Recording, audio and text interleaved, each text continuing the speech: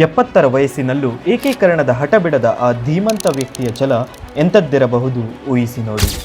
ಇದು RV ಕಾಲೇಜ್ನ ಕನ್ನಡ ಸಂಘ ನಡೆಸುತ್ತಿರುವ 31 ದಿನ 31 ಏಕೀಕರಣ ಕಥೆಗಳು ಸರಣಿಯ ದಿನ 12. ಸ್ವತಂತ್ರ ಭಾರತದ ವಿಭಜಿತ ಕನ್ನಡಿಗರು. ಭಾರತಕ್ಕೆ ಸ್ವಾತಂತ್ರ್ಯ ಸಿಕ್ಕಿದ್ದರೂ ಕನ್ನಡಿಗರಿಗೆ ದೊರಕಿರಲಿಲ್ಲ. ಬೊಂಬಾಯಿ, ಮದ್ರಾಸ್, ಹೈದರಾಬಾದ್, ಕೊಡಗು, ಮೈಸೂರು ಈ 5 ಗಡಿರೇಖೆಗಳು ನಮ್ಮನ್ನು ಬೇರ್ಪಡಿಸಿದ್ದವು. ಒಂದೇ ನುಡಿ, ಒಂದೇ ಸಂಸ್ಕೃತಿ, ಆದರೆ ವಿಭಜಿತ ಬದುಕು. ಏಕೆ ಎಂದು ಹಲವರು ಭಾವಿಸುತ್ತಿದ್ದರು. 70ರ ವಯಸ್ಸಿನಲ್ಲೂ ಏಕೀಕರಣದ ಕನಸನ್ನು ಬಿಡದ ಆಲೂರು ವೆಂಕಟರಾವ್ ಅವರು ಜಯ ಕರ್ನಾಟಕ ಪತ್ರಿಕೆಯಲ್ಲಿ ಹಲವಾರು ಲೇಖನಗಳನ್ನು ಬರೆಯುತ್ತಿದ್ದರು.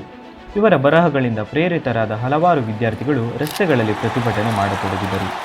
ಬೆಳಗಾವಿ ಮತ್ತು ಧಾರವಾಡದಿಂದ ಪ್ರಾರಂಭವಾದ ಐಕ್ಯತೆಯ ಕರೆ ನಿಧಾನವಾಗಿ ಮಂಗಳೂರು, ಬಳ್ಳಾರಿ, ರಾಯಚೂರು ಮತ್ತು ಇತರೆ ಪ್ರದೇಶಗಳಿಗೆ ಹರಡಿತು. ಶಿಕ್ಷಕರು, ಬರಹಗಾರರು ಹಾಗೂ ರೈತರು ಪಂಜಿನ ಮೆರವಣಿಗೆಗಳು ಮತ್ತು ಸಾರ್ವಜನಿಕ ಸಭೆಗಳನ್ನು ಆಯೋಜಿಸಿದರು. ಸಣ್ಣ ಪ್ರಮಾಣದಲ್ಲಿದ್ದರೂ ನಾಡು ಒಂದಾಗುವವರೆಗೆ ಈ ಪಂಜು ಆರದು ಎಂದು ಈ ಆಂದೋಲನಗಳು ಐತಿಹಾಸಿಕವಾಗಿದ್ದವು. 1950ರ ದಶಕದ ಸಾಮೂಹಿಕ ಚಳುವಳಿಗೆ ಅಡಿಪಾಯ ಹಾಕಿದವು. ಮುಂದಿನ ದಿನಗಳಲ್ಲಿ ಜಾರಿಗೆ ತಂದ ಸಂವಿಧಾನ ನಮ್ಮ ಏಕೀಕರಣದ ಕನಸನ್ನು ಈಡೇರಿಸಿತೆ? ಕಮೆಂಟ್ನಲ್ಲಿ ಉತ್ತರಿಸಿ. ಧನ್ಯವಾದಗಳು.